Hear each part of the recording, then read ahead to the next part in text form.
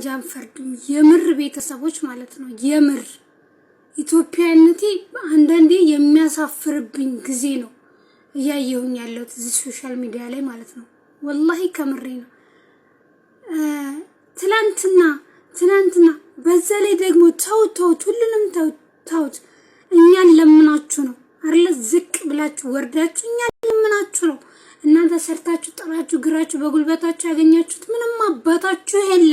ምንም አባታችሁ የለም ማለት ነው። ብጣሻሙላ ቆሻሾች፣ የሰው ቆሻሾች ማለት ነው። ትናንትና ምንም እከክሽን ስታኪ የነበርሽ ሰው ነበርሽ። ሁልሽም እዚህ ጋር ጥርስሽን ስትገለፍጡ የነበረው ረሙ ወላሂ እኔ ካንተ አልጠብቅም።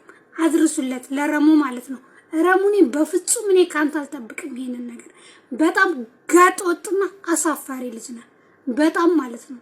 እኔ ሌሎቹን አላቀችሁ ግን አንተ በጣም ጋጠወጥና አሳፋሪ ልጅ ነህ። ካንተ የሚጠበቅ ድርጊት አይደለም ይሄ ድርጊት ማለት ነው። ሰው ንቄታችሁ ቆሻሾች። ትላንትና እኮ ለብሳችሁት የመጣችሁት ልብስ እኮ እኛም አይተነዋል።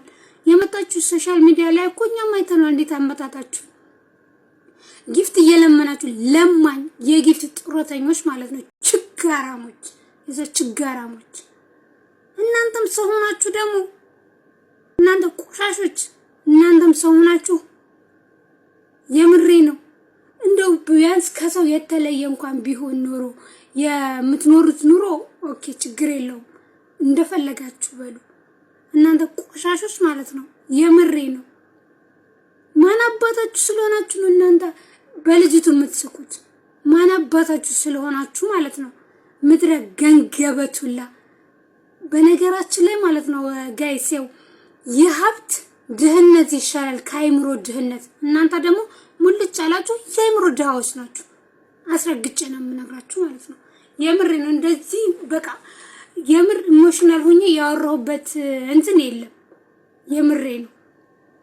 በቃ የአይምሮ ድሃዎች ናችሁ ቆሻሾች ማለት ነው። ደግሞ አንተ ረሙ የምትባል ሰው ችግር የለውም እኮ የሆነ እንትን ደረጃ ላይ ስትወጣ ደረጃ ላይ እንደወጣው አትቀርም። ሁልሽም ትወርጃለሽ ከዛ ከደረጃሽ ላይ ማለት ነው። እንዴ እኛ እኮ ነን እነሱ ባለጌ ናቸው ሲባሉ አረት ግማሹ ጨዋ ነው እያለን ያነሳናችሁ። ያንሳችሁና ፈጣሪ የሚያነሳው ምድረ ሌቦች ማለት ነው። ቆሻሾች